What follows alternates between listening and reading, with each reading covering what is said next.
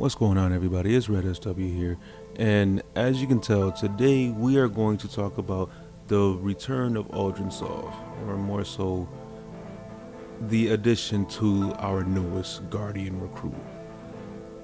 I don't so much have speculative ideas this go around as opposed to a list of questions, because this opens up so many different possibilities. Atheon will try to prevent all of them, and I'm going to do my best to try to break down and share with you everything that ran through my head. I may not hit all the points, but we're going to hit as many as we can without making this a 5-hour long video.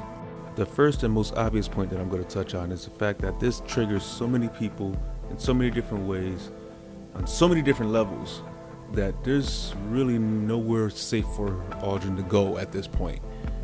I could actually only think of 2 different places, but I'll touch on that later. From what I've been seeing, a lot of people have been asking pretty much the same question. Is he going to remember who he is? I firmly stand on the side of no. Simply because of that, all-knowing rule that Guardians usually don't remember their past lives. And there's one subtle act that he does that stuck out to me, was the fact that the first thing he did was the first thing we did back in Vanilla Destiny. You look down at your hands, and you look out into the world with that blank stare, almost to say, where am I? If this turns out to be the case, I personally think the reaction of basically everyone and everything around him to him is going to mold him into something much worse. Ghosts in the past have made the mistake of reviving the wrong person to be guardians. That's how we ended up with the warlords. Guardians in the past have even expressed that if they had just taken a minute longer to scan, they would have seen like the bad in these people. During this little cutscene, you can see that it's pretty much believed by the greater public that this is pulled pork. When he found this body, he couldn't physically see who it was. All he saw was the traits. So he did like a little dance, a twist of his shell in excitement before reviving them. I think this may have been that same thing. He acted a little too soon, and now he has to live with it. If it were up to me alone, I would have destroyed your traveler when I had the chance. But there are too many who fear what might thrive without it, and not enough who fear the wars that it seeks out so deliberately. Too much of a good thing will make you sick. Balance can come down to a single grain of sand. The Queen has made it very clear that she does not agree with the idea of the Traveler. So my question from here is, what is her reaction to this? Will she be outraged that her brother's come back as a guardian and has no trace of his memories?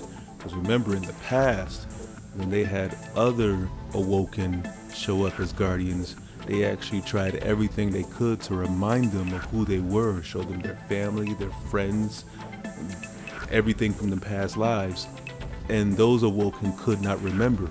They just wanted to go out and get loot. Will she have them taken to the Techians to try to jar his memory?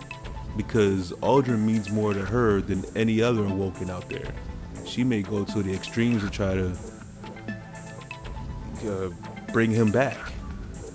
And even if so, will the Techians even welcome him? Will the others welcome him? Think of Petra. She's got the biggest grit. She watched him die. You think she's gonna be happy to see him come back? And I've seen plenty of people say that, oh, this is a wish Mara made. She wanted her brother back. She misses her brother. Think about this. Tell me how my brother died. He died for you. Everything he did to save you. My brother was strong, clever, devoted, but suggestible. I knew my plans put him at risk. I was not surprised to feel him die. He killed our friend. Yes, I'm sure you miss it. Were you satisfied by your vengeance? I wasn't. Wish dragons, Ahamkaras, are pretty much this game's version of a monkey's paw. And when they grant wishes, it's from the desires of the wisher. So it's not necessarily the person say, oh, I wish for you to do this. It's Riven sensing this desire in Mara. And we all know Ahamkara transcends death.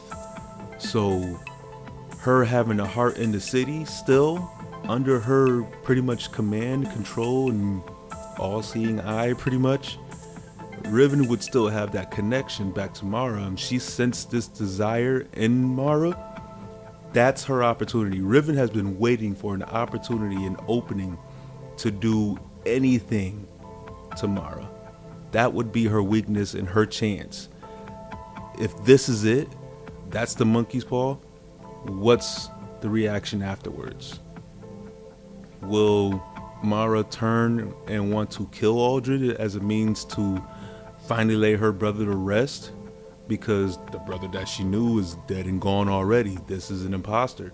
Knowing that he's out in the world and roaming free, and that's kind of like a slap in her face, and we all know that her pride will not allow that to happen. So Uldren might be a dead man walking all over again. The next question from there is, do we protect him now that he's a guardian? He's a fellow guardian. Do we protect him as if we protect our own? Or do we just leave him to fate? Me personally, I'm gonna watch it. I will drag him to her. Here you go. And to think about that, if we don't protect Uldren and Mara wants him dead, will the Scorn try to protect him? Because remember, they saw him as father. So wouldn't they want him back? And if they can't jar his memory, if he can't go back to being the person that they knew him to be, and he decides, hey, I'm supposed to be killing you because this is what guardians do, will they turn around and try to kill him? Will they treat him the same way that they treat us? So he's drawn out of the reef. He's wanted dead by everybody around him so far. He's stuck roaming the tangled shore. Whose territory is this? If the spider finds out that he's out and about, he's gonna put a bounty on his head. Like, there's no questioning that at all. So what does he do from there? Will he try to go to the city? Can't do that. We all want him dead. Every single one of us.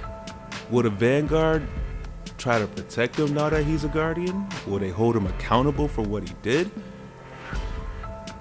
He's a complete outcast at this point. Where does he go? So let's say that Zavala does, I guess, show pity to him. Because let's face it, it's not the Vanguard, it's Zavala.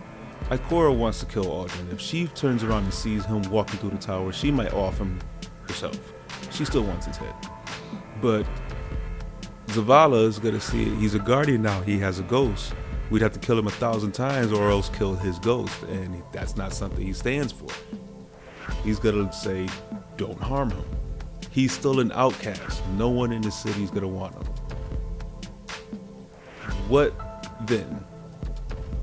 Will he end up standing before Drifter? Because I tell you right now, Drifter's gonna see this as an opportunity. You're already an outcast everywhere else. Come here, be part of my crew, do this, that, and the third. He may very well turn around and become the next Dreadkin. Not Dreadkin Yor, but a Dreadkin just the same. Even if he's driven outside of the walls because he's uncomfortable in the city, knowing that pretty much everyone is against him, and the Drifter doesn't get to him before, say, Varix does. Varix will probably be the only other person to welcome him openly and say, come with me. Yes. And then who's to say what's going to go on from there? What does Varric actually have planned? Because nobody knows. No one knows what Varric's doing.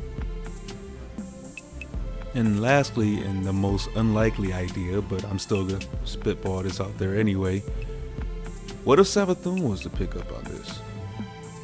She is a trickster, like the ultimate trickster. I'm pretty sure this can work out in her favor in some kind of way, any kind of way.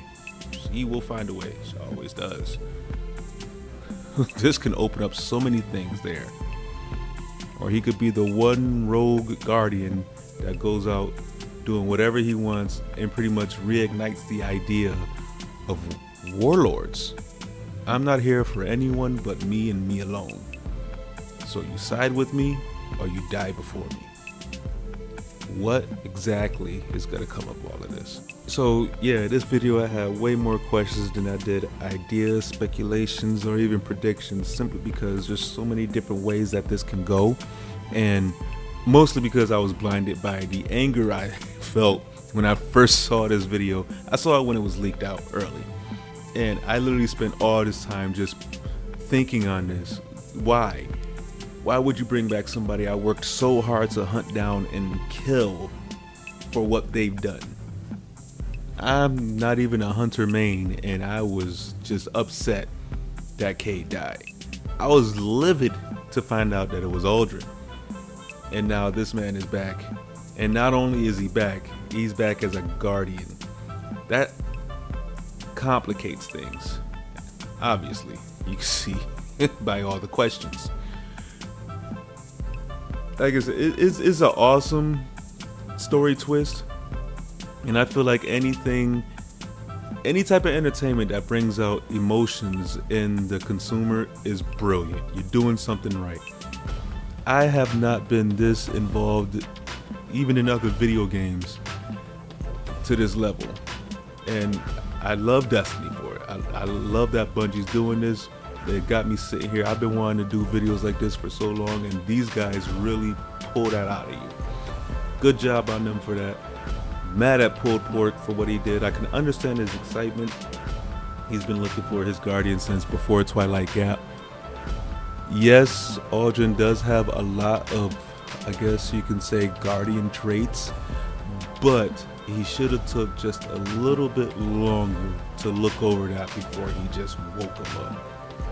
Uldren deserved to stay right here, not even right where he was. He should have been in a hole somewhere, 10 feet underground, covered in concrete, with a skyscraper erected atop of it. Not even in his name, just something built over it, like a Walmart with 10 stories. It's oh my goodness, I can't express just how upset I am by this, but I love it because now I want to go back and see just what's gonna happen. This could turn out to be a total catastrophe. And no matter how you look at it, it's gonna be a catastrophe, but where it's gonna go, it's so unknown, it's beautiful. Cannot wait to see that. If you made it this far into the video, I do appreciate you listening to me ramble. This is honestly only scratching the surface of my whole thought process on this whole subject. I'll start calling him Uldren the Forsaken One. This is ridiculous. Aside from this, I've been doing a lot more live streaming over on Twitch. I've been trying to do more things involving my Twitter accounts. Yes, plural. I got one linked directly to the PlayStation. The other one is where I usually try to do everything from. I also have a Discord, and honestly, I've been working on my other project here. Those things can be found on the Patreon. Links to everything is going to be listed below. Thank you so very much for watching. You guys, if you liked the video, go ahead and give it a thumbs up. Hey, subscribe if you want to see more of me or hear more of my raggedy ass voice. You guys keep doing what you do. I'm going to go ahead and keep doing what I do. Probably catch you guys in a live stream. Until then, later.